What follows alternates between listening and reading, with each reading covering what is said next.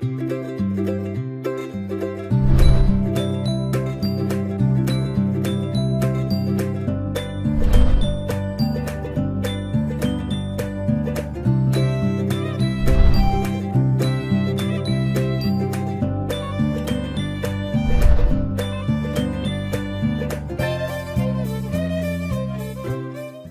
Korea's pledge to dismantle nuclear site sounds good, but verification will be tough.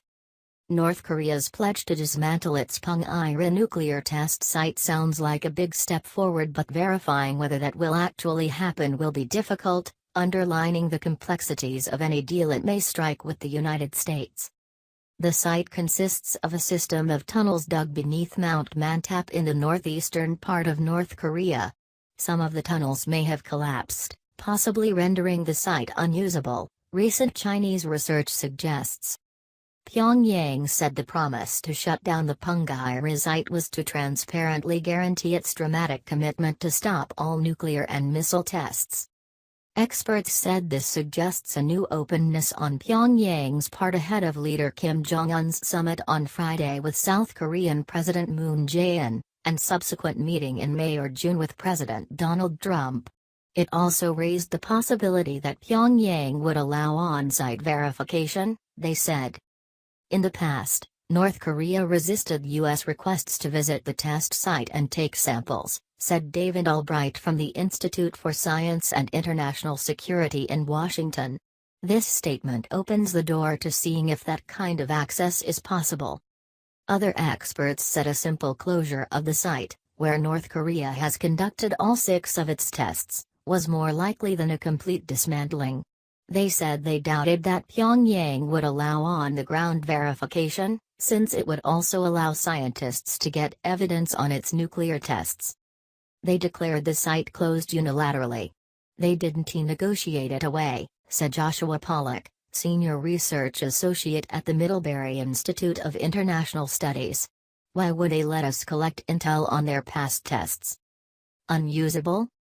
North Korea claimed it conducted a successful hydrogen bomb test last September at the mountainous site about 230 miles northeast of Pyongyang, a detonation that Japanese broadcaster TV Asahi said caused one of the tunnels to collapse.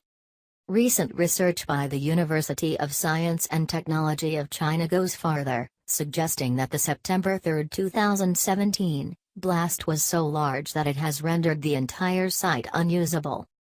The researchers examined seismic data and found it showed a small earthquake 8.5 minutes after the blast, which they believe was triggered by a collapse inside the mountain, according to a summary of a paper submitted to the Geophysical Research Letters Journal.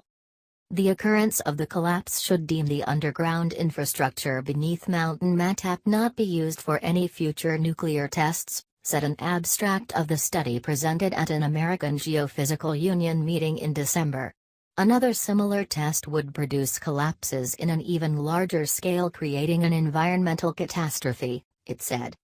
That may be the reason North Korea is willing to dismantle the site, said Robert Kelly, a former inspector for the Vienna-based International Atomic Energy Agency. They're not giving up anything, Kelly said. That complex, I would guess, has been damaged beyond reuse. But 38 North, a website run by the Johns Hopkins School of Advanced International Studies, says satellite imagery shows tunneling was conducted this year, suggesting the site is still operational, although recent activity has slowed considerably. There is no basis to conclude that the Punggye-ri nuclear test site is no longer viable for future nuclear testing, it wrote on Monday. Nuclear Club. Pyongyang's declaration on Saturday said it no longer needed to conduct tests because the country had reached its weapons development goals. Essentially, experts said, it was stating that it had become a full-fledged nuclear power. Who tests anymore? Only newcomers, said Middlebury's Pollack. It's become a sign of technical immaturity. That's not the message they want to send. Given the lack of clarity about the status of the Punggye-ri site and North Korea's promise to demonstrate transparency, Trump will almost certainly try to convince Kim to allow inspections during their meeting, the experts said. This would be one of the most important things the U.S. would try to ensure, said Kelly, the former IAEA inspector who is now a distinguished associate fellow at the Stockholm International Peace Research Institute. The IAEA, which in the past has inspected North Korea's Yongbyon nuclear complex but never Pyongyang, has said in a statement that it stands ready to contribute by resuming our verification activities in the country once a political agreement is reached. The United States may push for the Defense Threat Reduction Agency, part of the Department of Defense, to conduct the inspections, said Kelly. But North Korea, if it allows inspections at all, is likely to prefer an international group over an American one.